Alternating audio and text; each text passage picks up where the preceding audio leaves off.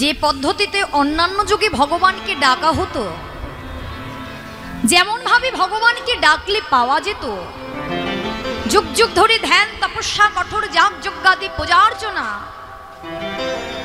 কিন্তু বলো তো বাবা, এই কলির জীব আমরা, আর কলির জীব কখনো কি পারবে ওই কঠোর তপস্যা দ্বারা ভগবানকে ডাকতে? পারবে? পারবে না। মহাপ্রভু এটাই বুঝেছিলেন যে আমার কলির জীব পারবে না ঘন্টার পর ঘন্টা পূজা অর্চনা করতে, আমার কলির জীব পারবে না ধ্যান তপস্যা যাগ যজ্ঞ করতে। তাহলে তাহলে আমার কলির জীব কিভাবে পাবে সেই রাতুল রাঙা চরণ? তাই তো মহাপ্রভু আমাদের মতো প্রত্যেকটা জীবের কথা ভেবে আর ভক্তের নিত্য আরাধনায় ভগবানের নেমে আসতে বাধ্য হয়েছিলেন কলিযুগের নদিয়ায় নবদ্বীপের মাটিতে। কেননা ভগবানকে না ডাকলে ভগবান তো নেমে আসে না মা। আর ভগবানকে নামিয়েছিলেন আমরা সকলেই জানি সেই অদ্বৈত আচার্য প্রভু, তাই না? যিনি ছিলেন দেবাদিদেবে মহাদেব। ভগবানকে নিত্য আরাধনা করে ভগবানকে নামিয়েছিলেন, আর তিনি নামিয়েছিলেন বলেই মহাপ্রভু নেমে এলেন একমাত্র হরি নামেই, হচ্ছে হরি নামে। এই কলিযুগে অন্য কিছুতে কিন্তু হরিকে নামানো যাবে না, শুধু হরি নামে করেই হরি নামতে পারে। তাই মহাপ্রভু নেমে এলেন আর সঙ্গে নিয়ে এলেন সুধা মাখা হরিনাম, তাই না মা? সুধা মাখা হরিনাম নিয়ে এলেন। আর নবদ্বীপে এসে মহাপ্রভু যত যত লীলা করে গেলেন মা, প্রত্যেকটা কিন্তু জীব শিক্ষার জন্য, আমাদের মতো জীবকে শিক্ষা দেবে বলে। তাই মহাপ্রভু বেশিরভাগ সময়ে শ্রীবাস আঙিনার মাঝে ভক্তগণ সঙ্গে লুয়ে হরি নামে প্রেমী বিভোর হয়ে থাকতেন। তাই আজকে মহাপ্রভু যখন কপাট দিয়ে শ্রীবাস আঙিনার মাঝে ভক্তগণ সঙ্গে লুয়ে হরিনাম গাইছে, কেমন ভাবে? অগ শ্রীবাস অঙ্গনে নাচে সচির দোলা, শ্রীবাস অঙ্গনে নাচে সচির দোলা, শ্রীবাস অঙ্গিনায় নাচে সচির দোলা, শ্রীবাস অঙ্গনে নাচে সচির দোলা, সঙ্গেতে নাচেন আমার নিতাই দয়াল, সঙ্গেতে নাচেন আমার নিতাই দয়া, সঙ্গেতে নাচেন আমার নিতাই দয়া, সঙ্গেতে নাচেন আমার নিতায় দয়া, শ্রীবাস অঙ্গনে নাচে সচির দোলা, শ্রীবাস অঙ্গনে নাচে সচির দোলা, ভক্তগণ সঙ্গে করে নাচে আমার গৌর হরি, ভক্তগণ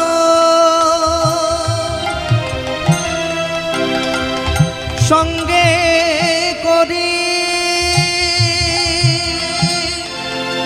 বলি নাচেন আমার গৌর হরি, ভক্তগণ সঙ্গে করে নাচে আমার গৌর হরি, বলে ওই তো আমার গোড়ায় নাচে, বলি ওই তো আমার গোরা নাচে, ওই তো আমার গোরা নাচে, নিতাই নাচে কাছে কাছে, ওই তো আমার গোরাই, বলি নিতাই নাচে পাছে পাছে, ওই তো আমার গোরা নাচে, ও গো নিতাই নাচে পাছে পাছে, ওই তো আমার গোরাই নাচে, আমার গৌর ঢোলে পরে বা পাছে, ওই তো আমার নিতাই নাচে। হরি গৌর ঢোলে পড়বে পাছে, ওই তো আমার নিতাই নাচে। হরিবল হরিবল। আজকে মহাপ্রভু ভক্তগণ সঙ্গে লয়ে হরি নামে প্রেমে বিভোর হয়ে নৃত্য করছে মা। তাই তো মহাজন বলছে দেখো দেখো, ওই যে গৌর নাচে, ওই যে নিতাই নাচে। আমাদের মতো প্রত্যেকটা জীবের উদ্দেশ্যে বলছো, হে জীব, তোমরা যদি কেউ গৌর হরির চরণ পেতে চাও, গৌর হরির চরণ পেতে গেলে কাকে ভজনা করতে হবে মা? কাকে ভজনা করতে হবে? শুধু গৌর হরিকে না, মহাজন কিন্তু বললেন, ওহে কলির কৌলাসযুক্ত জীব, যদি তোমাদের কারোর গৌর ভজনের আশা থাকে, তোমরা যদি গৌর হরির প্রেম কেউ পেতে চাও, তাহলে কিন্তু শুধু গৌর হরিকে ভজনা করলে হবে না। তাহলে কাকে ভজতে বলছে মা? বলে ভজ নিতাই, ভজ নিতাই, বলি ভজ নিতাই, ভজ নিতাই, আর ভজ নিতাই ভজ, বলি ভজ নিতাই, ভজ নিতাই, বলে নিতাই ভজলে গৌর পাবে, ভজ নিতাই ভজ বলি নিতাই ভজিলে গৌর পাবে, ভজ নিতাই, ভজ নিতাই, নিতাই ভজলে গৌর পাবে, ভজ নিতাই ভজ। ওরা নিতাই ভজিলে গৌর বলে পাবে, গৌর পেলে রাধা কৃষ্ণ পাবে, নিতাই ভজিলে গৌর পাবে, গৌর পেলে নিতাই গৌর হরি ভজিলে গৌর পাবে, গৌর বলে ব্রজে যাবে, ভজ নিতাই, ভজ নিতাই। তাহলে কি বললেন মহাজন্ম আমাদেরকে? ভজনিতাই, ভজনিতাই, তাই তো? তাহলে এই ভজনিতাই আর ভজনিতাই দুবার মহাজন নির্দেশ করছে কেন?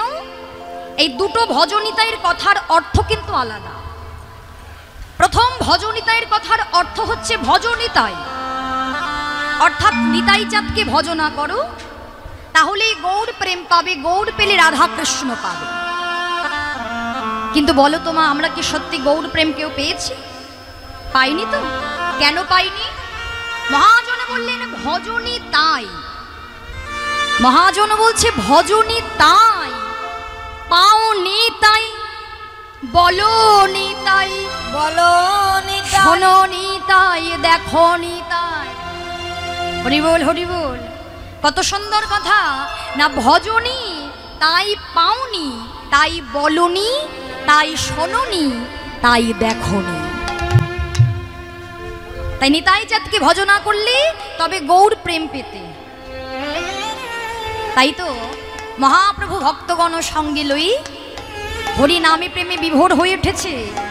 আর যখন হরিনাম করা হয়ে গেল, ধীরে ধীরে যখন প্রভাত হয়ে যাচ্ছে মা, এবার প্রভাতকালে যত ভক্ত ছিল, অনেক ভক্ত আছে তো আমাদের মতো ভক্ত, সংসারের ভক্ত, যারা নাকি গৃহকর্ম ফিরে যাবে, হরিনাম করা হয়ে গেলে গৃহকর্মে ফিরে যাবে, সেই সমস্ত ভক্ত হরিনাম করা যখন হয়ে গেল, খোল করতাল বেঁধে রেখে যেই শ্রীবাস আঙিনার দ্বার খুলে বাহিরে এক পাটা বাড়িয়েছে, মহাপ্রভু বললেন, আরে দাঁড়াও বাপু দাঁড়াও। আরে বাবা, তোমাদের তো তারা কিসের বলো তো? হ্যাঁ, সংসারে যাওয়ার জন্য তোমাদের এত তারা কিসে? সংসার, সংসার যেমন তেমন সংসার নয়। সংসার নকলকে যে সার করে, আর নকলকে যদি কেউ সার করে, তাকে জনম ভরে কাঁদতে হয় মা। কেননা এই জগতে যা কিছু আমরা দেখছি না কেন, যা কিছু আমরা আমার আমার করছি না কেন, সব কিন্তু অনিত্য জীব, তাই না? আর নিত্য যিনি, তাকেই আমরা স্মরণ করি না। যিনি আমাদের, যিনি আমার, তাকেই আমরা ডাকি না। তাই তো মহাপ্রভু বললেন, আরে ভক্ত, তোমরা ফিরে তো যাবেই, কিন্তু চলো তার আগে এক কাজ করি, আমরা বরং একটু সারেঙ্গর আশ্রম থেকে ঘুরে আসি। তা মহাপ্রভু বলেছে, সারেঙ্গর আশ্রম ছিল নবদ্বীপ থেকে কিছুটা দূরে। যদি কোনো ভক্ত নবদ্বীপে যান, না নবদ্বীপে গিয়ে দেখবেন জাহাননগর বলে একটি গ্রাম আছে, সেই জাহাননগরে আশ্রম ছিল সারেঙ্গ। তা মহাপ্রভু কিন্তু আজকে এমনি এমনি সারেঙ্গর আশ্রমে যাচ্ছে না মা, তারও একটি কারণ আছে। তাই মহাপ্রভু ভক্তগণ সঙ্গে লই সারেঙ্গর আশ্রমে চলেছে। কেন জানো? সারেঙ্গর অনেক বয়স হয়েছে, নিত্য গোপীনাথের ভজনা করে, সেবা দেয়, তার নিত্য সেবা দেয়, নিত্য ভজনা করে, কিন্তু সারেঙ্গর কোনো শিষ্য নেই। তা মহাপ্রভু আজকে অন্তরে একটি বাসনা নিয়ে চলেছে যে সারেঙ্গ যেন একটি শিষ্য করে। তাই মহাপ্রভু এই বাসনা নিয়ে সারেঙ্গর আশ্রমে যখন এসেছে, মহাপ্রভুকে দেখে সারেঙ্গ একটি আসন পেতে দিয়েছে। এসো প্রভু, এসো এসো। আহা, আমার কত ভাগ্য, তোমার পদধূলি পড়ল, এসো প্রভু। একটা আসন পেতে বসিয়ে মহাপ্রভুকে বলছে, প্রভু তুমি ভালো আছো তো? হ্যাঁ সারেঙ্গ, আমার তো দিন চলেই যাচ্ছে, কিন্তু সারেঙ্গ তোমার উপায় কি হবে? আমার উপায় কেন প্রভু, আমি তো বড় ভালো আছি, একা থাকি, গোপীনাথের সেবা দিই, গোপীনাথের প্রসাদ পাই, তাই দিয়ে দিন চলে যায়, আবার কি চাইছ?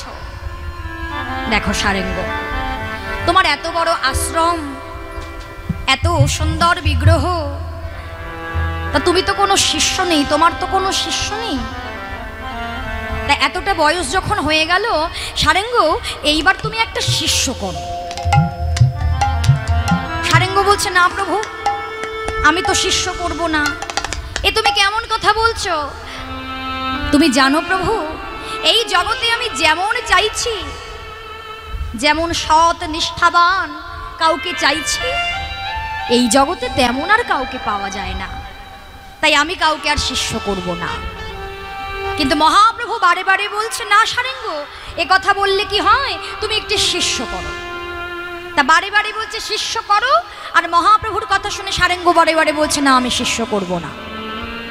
তা দেখবেন মা, একবারের বেশি বারবার যদি আমাদের কেউ কিছু জিজ্ঞাসা করে, মনে দেখবেন একটু ক্রোধ হয়, তাই না? ক্রোধ হয় না? তা সারেঙ্গর মনেও ক্রোধ হয়েছে, রেগে গিয়ে বললেন, ঠিক আছে প্রভু, তুমি যখন এত বলেও শুনছো না, আমি তোমাকে বলে রাখলাম, কাল প্রভাতকালে আমি যার বদন অগ্রে দেখব, তাকেই আমি আমার শিষ্য করব। হরিবোল হরিবোল। মহাপ্রভু মৃদু হেসে বললেন, বেশ, তাহলে তাই হোক। এই বলে মহাপ্রভু চলে গেলেন। আর সারেঙ্গ আমার মধ্য রজনীতে শয়ন করেছে, কিন্তু ঘুম আসছে না মা। কেন? মনে মনে ভাবছে, দেখো তো, গৌরহরিকে যে আমি এমন কটু করে কথাটা শোনাই দিলাম, আমি তো এমনভাবে নাও কথাটা বলতে পারতাম, তাই না? একটু ভালো করে কথাটা বলতে পারতাম। তা ঘুম আসছে না।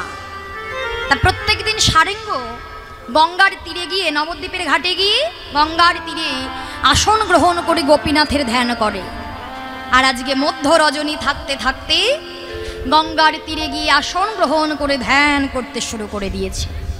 আর গঙ্গায় যখন জোয়ার এসেছে মা, দেখবেন গঙ্গার জলে কত কিছু ভেসে যায়, তাই না?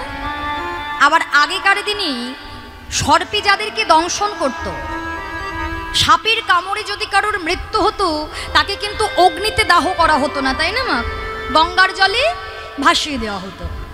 তা এমনই কোনো একটি ছোট্ট সন্তানকে তার মাতা পিতা গঙ্গার জলে ভাসিয়ে দিয়েছে, মৃত্যু হয়েছে তো সাপের কামড়ে। তা ভাসতে ভাসতে ভাসতে ভাসতে, মহাপ্রভুর কত কৃপা দেখো, ভাসতে ভাসতে ওই মৃত সন্তানটি ওই সারেঙ্গর কাছে গিয়ে আঘাত করেছে।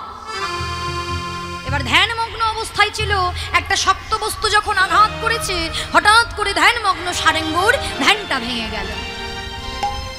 ধ্যান যখন ভেঙে গেল, ওই প্রভাত কালী নয়ন মেলে ওই মৃত সন্তানের বদন আগে দর্শন করল। আহা, দর্শন করে কত ভালো লাগছে মা।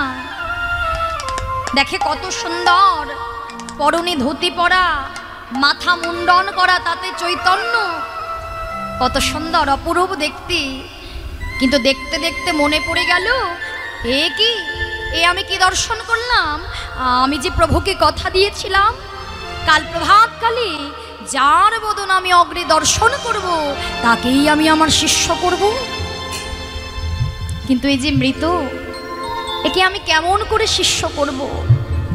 কিন্তু আমি যে গৌরহরিকে কথা দিয়েছি শিষ্য যে আমায় করতেই হবে। তাই সারেঙ্গ কি করলো মা? মৃত সন্তানটির কর্ণমূলে 16 নাম 32 অক্ষর জপ করছেন। অর্থাৎ এই কলিযুগে যে নাম ছাড়া আমাদের মতো জীবের গতি নাই, সেই নামটা যখন সারেঙ্গ ওই ছোট্ট শিশুটির কর্ণমূলে জপ করছে, হ্যাঁ, আর জপ করতে করতে দেখা গেল মা ওই মৃত সন্তানটির ওই পায়ের অঙ্গুলি একটি নড়ে উঠেছে। নামের কত গুণ! মৃত সন্তানের পায়ের অঙ্গুলি নড়ে উঠেছে, হাতের একটি আঙুল নড়ছে। সারেঙ্গ চিৎকার করে বলে উঠলেন, এ কি? এ তো মৃত নয়, এ যে জীবিত। শীঘ্র করে তাকে কৃষ্ণ মন্ত্রে দীক্ষিত করে সারেঙ্গ নিজের আশ্রমে নিয়ে গেলেন। মহাপ্রভুর কৃপা, কত কৃপায়! আর হরিনাম মহামন্ত্রের গুণে সেই শিষ্যটি যখন মৃতদেহে অঙ্গ প্রাণ ফিরে পেলেন, সারেঙ্গ নিয়ে চললেন আশ্রমে। আর নবদ্বীপের সহস্র ভক্ত চলেছে ওই সারেঙ্গর শিষ্য দর্শন করবে বলে। এইবার মহাপ্রভু যখন প্রভাত হয়েছে, ধীরে ধীরে প্রভাত হচ্ছে, আর ভক্তগণ সকলে গৌর হরির নাম গুণাগুণ কীর্তন গাইছে। তাই চলুন মা, আমরাও সকলে একবার দুটো বাহু তুলে আমরাও ভক্তদের সঙ্গে বলবো, ভজ গৌরাঙ্গ কহ গৌরাঙ্গ লহ গৌরাঙ্গের নাম রে। সবাই মিলে গৌরাঙ্গ লহ গৌরাঙ্গ কহ গৌরাঙ্গের নাম রে। ভজ গৌরাঙ্গ কহ গৌরাঙ্গ লহ গৌরাঙ্গের নাম রে। সবাই তোমরা ভজ গৌরাঙ্গ কহ গৌরাঙ্গ লহ গৌরাঙ্গে নাম রে। কি গো মা, শাস্ত্র বলে প্রভাতকালে গৌর কথা বললে, হরি কথা শুনলে, গৌরের বদন দর্শন করলে তার দিন ভালো যায়। তা বদনে নামটা কোথায়? সে কি গো, একটু জোরে জোরে একটু দুটো বাহু তুলি। তাই নেতাই চাঁদ বলছি, যে জন গৌরাঙ্গ ভজে সে হয় আমার প্রাণ রে। ওরে যে জন গৌরাঙ্গ ভজে সে হয় আমার প্রাণ রে। ওরে যে জন গৌরাঙ্গ ভজে সে হয় আমার প্রাণ রে। একবার দিন গেলে গৌরাঙ্গ যে বলে একবার রে। দিন গেলে গৌরাঙ্গ যে বলে একবার রে। সে যেন আমারি হয়, আমি হই তার রে। ওরে সে যে হরিবল, হরিবল। মার হয় আমি হই তার রে। ভজ গৌরাঙ্গ লহ গৌরাঙ্গ কহ গৌরাঙ্গের নাম রে। ভজ গৌরাঙ্গ কহ গৌরাঙ্গ লহ গৌরাঙ্গে নাম রে। হরিবল, হরিবল। গৌর হরির বদন দর্শন করে প্রভাতে গৌর গুণগান করে আবার হরিনাম সমাপ্ত হয়ে গেলে সেই সংসারীর ভক্তগণ ফিরে যাবে গৃহকর্মী। তাই খোল করতাল বেঁধে রেখে যেই চলে যাচ্ছে, মহাপ্রভু ভক্তের কাঁধের উপর হাত দিয়ে বললেন, দাঁড়াও বাপু দাঁড়াও, এত তাড়া কিসে? শুনেছ সারেঙ্গ তো শিষ্য করেছে, যাবে না শিষ্য দর্শনে? সে কি প্রভু, কে সেই ভাগ্যবান বা কে সেই ভাগ্যবতী যে সারেঙ্গর শিষ্য হয়েছে? সারেঙ্গ কিন্তু বরাবরই বলে এসেছে যে কোনো দিনও সে জীবনে শিষ্য করবে না। আজকে কি এমন হলো যে সারেঙ্গ শিষ্য করলো, আর কাকে দর্শন করে সারেঙ্গর ভক্তির উদয় হলো? তাই দেখার জন্য নবদ্বীপের যত ভক্ত ছিল সকলে কিন্তু সারেঙ্গর শিষ্য দর্শন করতে ছুটে এসেছিল বাবা। দেখছে গৌরহরি গিয়ে দেখছে সকলে একেবারে মালার মতো ঘিরে আছে আশ্রমটি। গৌরহরি যেতে ভক্তগণ পথ করে দিলেন, আর গৌরহরি গিয়ে বলছে সারেঙ্গ, ও সারেঙ্গ কই গো, দেখাও তোমার শিষ্য দেখাও। দেখি দেখি, আমরাও দেখি যে কে এমন ভাগ্যবান, কে সেই ভাগ্যবতী যে তোমার শিষ্য হতে পেরেছে, দেখাও সারেঙ্গ। প্রভু মৃদু মৃদু হাসছে, আর সারেঙ্গ নয়ন জলে বুক ভাষায় কাঁদছে। বুক ভাষায় কেঁদে গৌরহরি এসছে দেখে ছুটে গিয়ে গৌরহরির দুটো চরণ দুটো জড়ায় ধরে বলছে, গৌর, ও গৌর, তুমি আমার সঙ্গে ছলনা করলে দয়াময়, তুমি আমার সঙ্গে ছলনা করলে, তুমি আমার সঙ্গে এত বড় লীলা করলে প্রভু। ও প্রভু, কাল যে আমি তোমাকে না বুঝে না জেনে কত কটু কথা বলেছিলাম,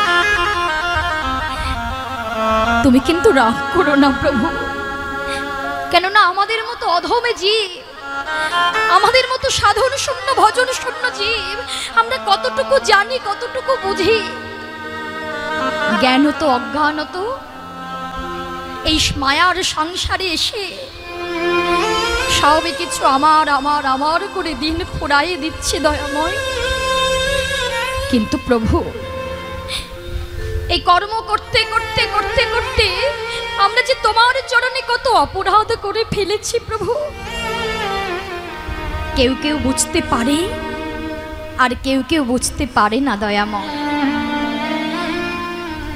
সেই কত ছোটবেলায় যেমন পূর্ব দিকে সূর্য উদয় হয়, তেমন ভাবে মায়ের কোল আলো করে আমরা সকলে এসেছিলাম মায়ার সংসারে। কিন্তু সংসারে কিন্তু সবে কিছু আমার আমার করব বলে আসেনি দয়াময়। কিন্তু সংসারে এসে পড়ে মিছে মায়ায় বদ্ধ হয়ে, মোহেতে আবদ্ধ হয়ে প্রতিনিয়ত সবে কিছু আঁকড়ে ধরে আমরা আমার আমার বলতে বলতে তোমার নাম করা ভুলে গেলাম প্রভু। তোমায় ডাকা আমরা ভুলে গেলাম। তোমার সাধনা হলো না, তোমার ভজনা হলো না। কিন্তু প্রভু, আমাদের মতো অভাগা সন্তান, আমাদের মতো অধম সন্তান তোমার চরণে যত অপরাধী করুক না কেন, দেখুন মা, এই জগতে আমাদের যারা মাতা পিতা, তারাও দেখবেন সন্তান যদি কোনো কুকর্ম করে, এই জগতে কত সন্তান আছে মাতা পিতাকে ভাত দেয় না, কত সন্তান আছে মাতা পিতাকে দেখে না। কিন্তু এই জগতে তো সবই স্বার্থের সম্পর্ক, তাই না? স্বার্থ ছাড়া এই জগতে কেউ ভালোবাসে না। কিন্তু স্বার্থময় দুনিয়াতেও যারা নাকি আমাদের এই জগতের মাতা পিতা, তারাও দেখবেন সন্তান অপরাধ করলে, কুকর্ম করলে সন্তানকে কখনো ভুল বোঝে না, সন্তানের নামে বাজে কথা বলে না, সন্তানকে ত্যায্য করতে পারে না, পারে না। তাহলে ভেবে দেখুন মা,